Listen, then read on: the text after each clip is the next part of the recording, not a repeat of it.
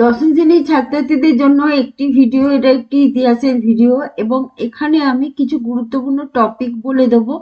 যদি ভালো লাগে এবং মনে হয় যে খুবই হেল্পফুল ভিডিও হচ্ছে, তাহলে তারা অবশ্যই সাবস্ক্রাইব করে সঙ্গে থাকতে পারে। ঠিক আছে? আর একটু লাইক কমেন্ট করলে ভালো হয়, কারণ এতে মোটিভেশন আসে এবং যারা আমরা এডুকেটর আছি, যাদের এই প্রচেষ্টা, ক্ষুদ্র প্রচেষ্টা, যে চ্যানেলের মাধ্যমে তাদেরকে কিছু গাইডেন্স দেব এবং কিছু ইনফরমেশন দেব, এই প্রচেষ্টা সফল হয়। ঠিক আছে, আসছি টপিকে। বিধবা বিবাহ প্রবর্তনে ঈশ্বরচন্দ্র বিদ্যাসাগরের ভূমিকা বা বিধবা বিবাহ আন্দোলন প্রসঙ্গে যদি কথা বলতেই হয়, তাহলে বলতে হবে যে সেই সময় তদানীন্তন সমাজে যে বাল্য মানে কিশোরী, বাল্য এবং কিশোরীরা ছিল, তাদের যে বৈধব্য যন্ত্রণা, তাদের যে কষ্ট, সেখান থেকে তাদেরকে উদ্ধার করতে পরিত্রাতার রূপ নিয়ে হাজির হয়েছিলেন, উপস্থিত হয়েছিলেন ঈশ্বরচন্দ্র বিদ্যাসাগর। সমাজ সংস্কার রূপে যে সমস্ত মনীষী ভারতবাসীর মনের মণিকোঠায় স্থান করে নিয়েছেন এবং চিরশ্রদ্ধার পাত্র হয়ে আজও রয়ে গেছেন, তিনি হচ্ছেন ঈশ্বরচন্দ্র বিদ্যাসাগর।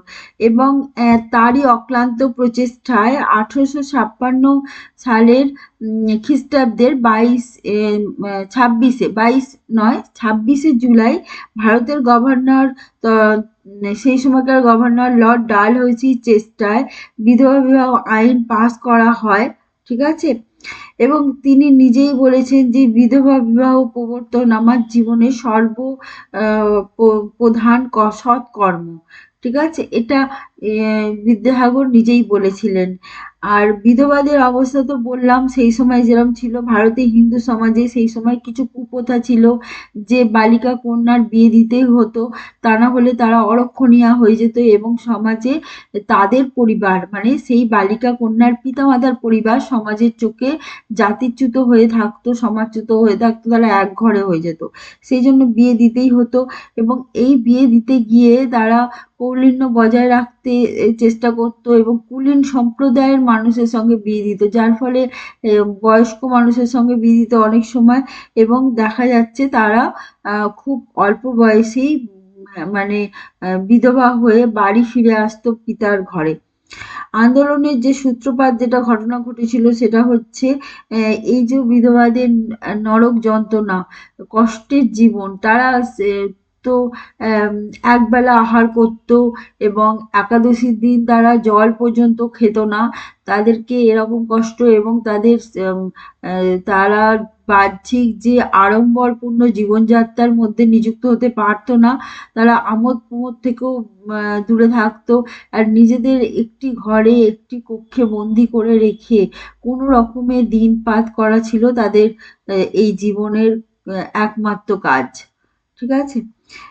এছাড়া বিভিন্ন বিভিন্ন সংস্থা, বিভিন্ন সংগঠন, বিভিন্ন মনীষীরা এই আন্দোলনে এগিয়ে এসেছিলেন, কিন্তু কিছু গোঁড়া হিন্দু ছিল, রক্ষণশীল সমাজ ছিল, যাদের জন্য অনেক বেশি প্রতিরোধ, অনেক বেশি বাধা সহ্য করতে হয়েছিল ঈশ্বরচন্দ্র বিদ্যাসাগর মহাশয়কে।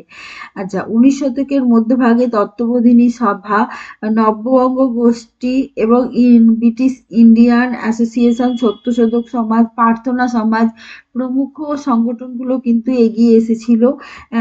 এছাড়া সমাচার দর্পণ, জ্ঞানোন্বেষণ প্রভৃতি পত্রিকাতেও কিন্তু লেখালেখি করা শুরু করে দিয়েছিল বিধবা বিবাহের সপক্ষে। ঠিক আছে? আচ্ছা, বিধবা বিবাহ সবচেয়ে বড় জোরালো প্রতিবাদ কিন্তু করেছিলেন ঈশ্বরচন্দ্র বিদ্যাসাগর। তিনি প্রথম বিধবা বিবাহ দেন কালীমতী এবং শীষচন্দ্রের বিবাহ। ঠিক আছে? শীষচন্দ্র বিদ্যারত্ন এবং কালীমতীর বিবাহ তিনি দেন এবং বিভিন্নভাবে তিনি জনমত গঠনের চেষ্টা করেছিলেন এবং বিধবা বিবাহটা যে স্বাস্থ্যসম্মত, সেটা তিনি কিন্তু প্রমাণ করে দিয়েছেন। ঠিক আছে? এছাড়া তিনি তার নিজের যে কিছু বই ছিল, তিনি স্বনামে এবং বেনামে, যেমন হচ্ছে তিনি ছদ্মনামে কিছু বই লিখেছিলেন, যেমন ঈশ্বরচন্দ্র বিদ্যাসাগরের ছদ্মনাম হচ্ছে কষ্টচিৎ উপযুক্ত ভাইপোষ্য। এই ছদ্মনামে তিনি কিছু বই লিখেছিলেন, অতি অল্প হইল আবার অতি অল্প হইল, এই সমস্ত বইতে তিনি কিন্তু এই সমস্ত কথা কিন্তু প্রকাশ করেছিলেন। আর তিনি সরকারের কাছে আবেদন করেছিলেন এবং তিনি বিভিন্নভাবে স্বাস্থ্যসম্মত, এটা যে বিধবা বিবাহ মানে হিন্দুদের পুনর্বিবাহ আইন চালু করতে তিনি এই বিবাহকে যে স্বাস্থ্যসম্মত সেটা কিন্তু প্রমাণ করে দিয়েছেন। এবং স্বাস্থ্য অনুযায়ী স্বাস্থ্যের শ্লোক তুলে তুলে তিনি তার ব্যাখ্যা করে তাকে সহজ বাংলা করে বুঝিয়ে দিয়েছিলেন যে শাস্ত্রেই উল্লেখ আছে বিধবাদের বিবাহ দেয়া যাবে। ঠিক আছে? এবং তার জোরালো প্রতিবাদের কাছে এটা হচ্ছে 15 নম্বর রেগুলেশন অ্যাক্ট দ্বারা এই বিধবা বিবাহ চালু হলো। ঠিক আছে? এবং মনে রাখতে হবে, এবং 17 নম্বর রেগুলেটিং অ্যাক্ট দ্বারা সতীদাহ প্রথা চালু হয়েছিল। ঠিক আছে? আচ্ছা, এবার হচ্ছে 1856 খ্রিস্টাব্দে 7ই ডিসেম্বর সংস্কৃত কলেজের অধ্যাপক শীষচন্দ্র বিদ্যারত্নের সঙ্গে কালীমতী দেবীর প্রথম বিধবা বিবাহ অনুষ্ঠিত হয়। তিনি এছাড়া বিদ্যাসাগর নিজের পুত্র নারায়ণচন্দ্রের সঙ্গে বিধবা ভবসুন্দরী দেবীর বিবাহ দেন এবং এই বিধবাদের জন্য তিনি 1872 খ্রিস্টাব্দে গড়ে তুলেছিলেন হিন্দু ফ্যামিলি অ্যানিউইটি ফান্ড। ঠিক আছে? এটা মনে রাখতে হবে। এইটুকু আজকের মতন।